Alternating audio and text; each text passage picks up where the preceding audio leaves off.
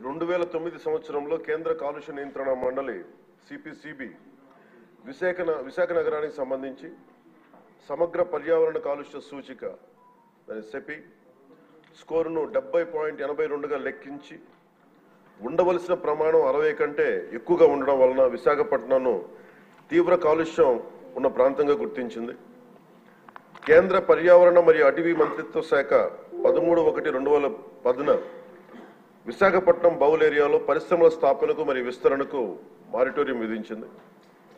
ఇందువలన ఆంధ్రప్రదేశ్ కాలుష్య నియంత్రణ మండలి పరిశ్రమలు మరియు ఇతర భాగస్వాముల సమన్వయంతో బౌల్ ఏరియాలో ఉన్న పరిశ్రమలకు జాతీయ ప్రమాణాల కంటే ఎక్కువ కఠినమైన ఉద్గార ప్రమాణాలను ఎమిషన్ స్టాండర్డ్స్ను నిర్దేశించింది. ఉదాహరణకు పార్టికులేట్ మ్యాటర్ PM10 యొక్క గాఢత అంటే మిల్లీగ్రామ్ పర్ మెట్రిక్ క్యూబ్ దాదాపు 50 మిల్లీగ్రామ్ పర్ మెట్రిక్ క్యూబ్గా జాతీయ ప్రమాణం 150 మిల్లీగ్రామ్ పర్ మెట్రిక్ క్యూబ్ కంటే గాను SO2 లెవెల్ 5 mg జాతీయ ప్రమాణం 25 mg కంటే నిర్దేశించడం అయింది.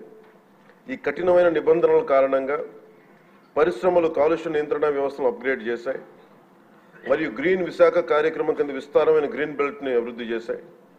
ఈ చర్యల వలన సెపీ స్కోర్ 2013 నాటికి 70.82 నుండి 52.31కి తగ్గింది. 2013లో ministry of environment, forest and climate change comprehensive environment pollution index score నగరానికి సంబంధించి 60 కంటే తక్కువగా ఉండడం వలన పరిశ్రమల విస్తరణపై ఉన్న మారిటోరియంని ఎత్తివేసింది. కాలుష్యాన్ని నియంత్రించడంలో గణనీయమైన విజయం సాధించినప్పటికీ విశాఖపట్నంలో పరిశ్రమల విస్తరణ కార్యక్రమాల వలన మరియు సంబంధించిన ధూళితో కూడిన సరుకు రవాణా, కార్గో రవాణా మొదలైన తదనంతర కార్యకలాపాలు వాయు కాలుష్యం పెరగడానికి కారణమైనాయి. నగరంలో పార్టికులేట్ మ్యాటర్ అంటే ముఖ్యంగా కణ కాలుష్యం, దుమ్ము, ధూళి, మసి, పొగ ఈ లెవెల్స్ జాతీయ ప్రమాణాలు 60 మిల్లీగ్రాములు మించినందున వాయు నాణ్యత మెరుగుదల అవసరమని ఆంధ్రప్రదేశ్లోని మరో 12 నగరాలతో పాటు విశాఖపట్నంను నాన్ అటైన్మెంట్ సిటీలుగా సిపిసిబి గుర్తించింది.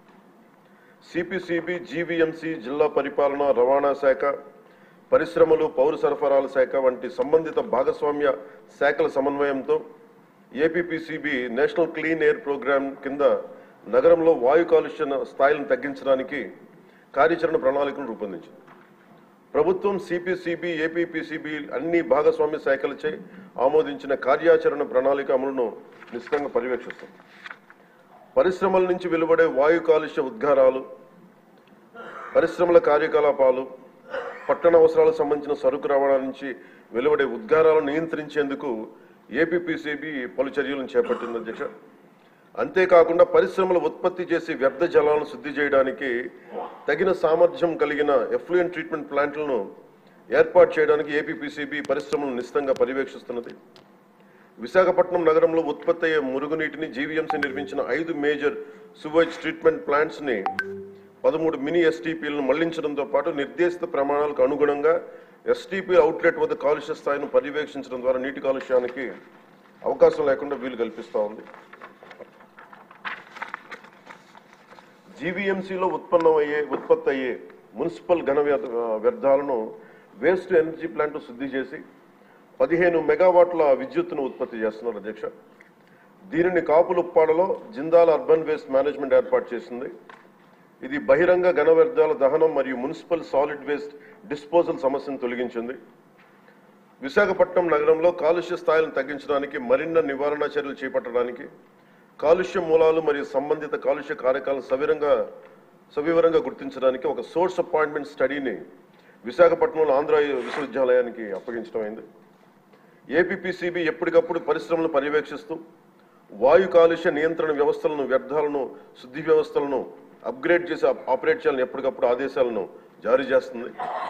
Real time pollution monitoring systems ద్వారాను మరియు భౌతిక తనిఖీల ద్వారా పరిశ్రమలను APPCB పర్యవేక్షిస్తున్నది. ఈ చర్యల యొక్క వివరాలను అనుబంధంగా సభా సమక్షంలో ఉంచడమైంది. పరిశ్రమల పర్యావరణ ఆడిట్ వ్యవస్థను కూడా ప్రభుత్వం ఏర్పాటు చేయనుంది. పరిశ్రమల్లో పర్యావరణ ఆడిట్ నిర్వహించడానికి భారత ప్రభుత్వం పర్యావరణ మరియు అటవీ మంత్రిత్వ శాఖ 2024 జనవరి 29న ఒక ముసాయిదా నోటిఫికేషన్ జారీ చేసింది. పర్యావరణ సుస్థిరత మరియు పరిశ్రమల వృద్ధికి నిబద్ధతలో భాగంగా పర్యావరణ చట్టాన్ని పాటించేలా చూడటానికి మరియు మెరుగుదల అంశాలను గుర్తించడానికి ఏపీపీసీబీ పరిశ్రమల్లో క్రమం తప్పకుండా పర్యావరణ ఆడిట్ నిర్వహిస్తున్నది.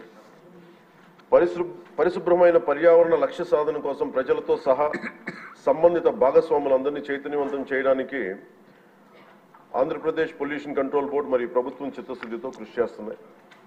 స్వచ్ఛమైన గాలి, స్వచ్ఛమైన నీరు, భవిష్యత్ తరాల శ్రేయస్సు కోసం సురక్షిత పర్యావరణ పద్ధతులతో రాష్ట్రాభివృద్ధి కట్టుబడి ఉన్నాం. ఈ సందర్భంలో ఈ American red Indian chief Seattle, స్థానిక అమెరికన్ చీఫ్ ఆఫ్ సుక్వామిష్ మరియు దువామిష్ ట్రైబ్స్ ఈ కింద విధంగా ఉదహరించిన ఒక సందర్భంలో, the earth does not belong to man, man belongs to the earth. We don't inherit the earth, but we borrow it from our children.